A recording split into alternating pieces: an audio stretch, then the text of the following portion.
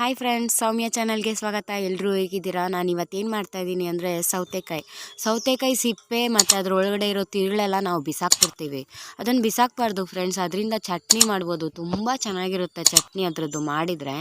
ಈ ಚಟ್ನಿ ಯಾವ ರೀತಿ ಮಾಡೋದು ಅಂತ ನಾನು ತೋರಿಸ್ತಾ ಇದ್ದೀನಿ. ನಾವು ಸೌತೆಕಾಯಿನ ಸಿಪ್ಪೆನೂ ಮತ್ತು ಅದ್ರ ತಿರುಳು ಹಾಕ್ಕೊಂಡಿದ್ದೀನಿ, ಮತ್ತು ಒಂದು ಚಿಕ್ಕದು ಸ್ವಲ್ಪ ಹುಣಸೆಹಣ್ಣು ಹಾಕ್ಕೊಂಡಿದ್ದೀನಿ, ಮತ್ತು ಒಂದು 4 ಹಸಿಮೆಣ್ಸಿನ್ಕಾಯಿ ತೊಗೊಂಡಿದ್ದೀನಿ, ಮತ್ತು 1 ಚಮಚ ಉಪ್ಪು ಹಾಕ್ಕೊಂಡು ಇದಕ್ಕೆ ಸ್ವಲ್ಪ ನೀರು ಹಾಕ್ಬಿಟ್ಟು ಬೇಯಿಸ್ಕೊಳ್ಬೇಕು.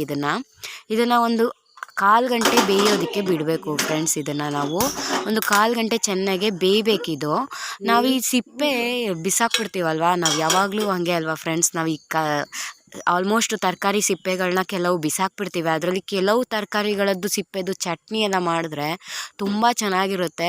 ಇದ್ರದ್ದು ಅಷ್ಟೇ ಫ್ರೆಂಡ್ಸ್, ಈ ಸೌತೆಕಾಯಿ ಚಟ್ನಿ ಅಂತೂ ತುಂಬ ಚೆನ್ನಾಗಿರುತ್ತೆ ಫ್ರೆಂಡ್ಸ್, ಟೇಸ್ಟಿಯಾಗಿರುತ್ತೆ. ನೀರು ಜಾಸ್ತಿ ಹಾಕ್ಕೊಳ್ಬೇಡಿ, ಯಾಕಂದರೆ ನೀರು ಜಾಸ್ತಿ ಹಾಕ್ಕೊಂಡ್ರೆ ನೀರು ಜಾಸ್ತಿ ಆಗಿಬಿಡುತ್ತೆ. ನೋಡಿ, ಈ ಥರ ಚೆನ್ನಾಗಿ ಬೇಯಿಸಿ ಇಟ್ಕೋಬೇಕು ಇದನ್ನು. ನೋಡಿ, ಈ ಥರ ನಾನು ಇವಾಗ ಇದನ್ನು ಚೆನ್ನಾಗಿ ಬೇಯಿಸಿ ಇಟ್ಕೊಳ್ತಾ ಇದ್ದೀನಿ. ಈ ನೀರು ಯಾಕೆ ಜಾಸ್ತಿ ಹಾಕಬೇಡಿ ಅಂತಂದರೆ, ನಾವು ಚಟ್ನಿಗೆ ರುಬ್ಬಾಗ ನೀರು ಜಾಸ್ತಿ ಹಾಕ್ಕೊಂಡ್ರೆ ನೀರಾಗಿಬಿಡುತ್ತೆ. ಅದಕ್ಕೋಸ್ಕರ ಇದೇ ನೀರನ್ನೇ ಹಾಕ್ಕೊಂಡು ನಾವು ರುಬ್ಕೊಳ್ಳೋದು. ಹಾಗಾಗಿ ನೀರು ಸ್ವಲ್ಪ ಕಮ್ಮಿ ಹಾಕ್ಕೊಳ್ಳಿ ಅಂತ ಹೇಳಿದ್ದು. ನೋಡಿ, ಇವಾಗ ರೆಡಿಯಾಗಿದೆ ಬೇಯಿಸಿದ್ದು.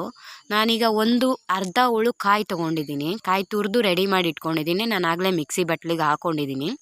ಒಗ್ಗರಣೆಗೆ ಸಾಸಿವೆ, ಇಂಗು ಮತ್ತು ಒಣಮೆಣ್ಸಿನ್ಕಾಯಿ, ಕರಿಬೇವಿನ ಸೊಪ್ಪು, ಕೊಬ್ಬರಿ ಎಣ್ಣೆ ತೊಗೊಂಡಿದ್ದೀನಿ. ಮತ್ತು ಇದು ತಣ್ಣಗೆ ಮಾಡ್ಕೋಬೇಕು. ಇದು ಬಿಸಿ ಇರುವಾಗಲೇ ರುಬ್ಕೋಬಾರ್ದು ಫ್ರೆಂಡ್ಸ್. ಇದನ್ನು ಸೌತೆಕಾಯಿ ಸಿಪ್ಪೆ ಇಳಿಸ್ಬಿಟ್ಟು ಫುಲ್ ತಣ್ಣಗೆ ಮಾಡ್ಕೋಬೇಕು. ನಾನು ಇದನ್ನು ಫುಲ್ಲು ತಣ್ಣಗೆ ಮಾಡ್ಕೊಂಡಿದ್ದೀನಿ.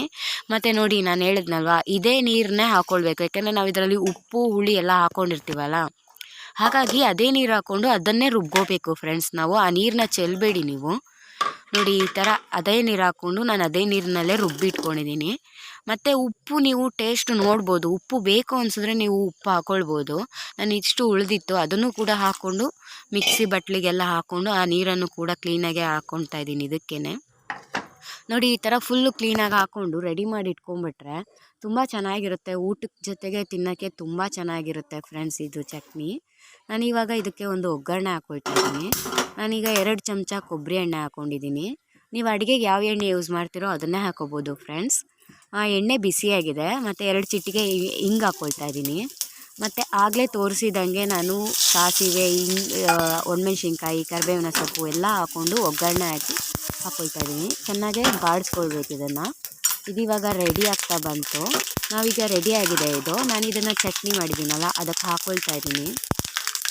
ನೋಡಿ, ಈ ಥರ ಚಟ್ನಿಗೆ ಹಾಕ್ಕೊಳ್ತಾ ಇದ್ದೀನಿ. ಇದು ಇವಾಗ ರೆಡಿಯಾಗಿದೆ ಚಟ್ನಿ. ಉಪ್ಪೆಲ್ಲ ಟೇಸ್ಟ್ ನೋಡಿ, ಬೇಕಿದ್ದರೆ ಉಪ್ಪು ಹಾಕ್ಕೊಳ್ಬೋದು ಫ್ರೆಂಡ್ಸ್. ತುಂಬ ಚೆನ್ನಾಗಿರುತ್ತೆ, ಬೇಯಿಸಿ ಮಾಡಿರೋದ್ರಿಂದ ಟೇಸ್ಟ್ ತುಂಬ ಚೆನ್ನಾಗಿರುತ್ತೆ.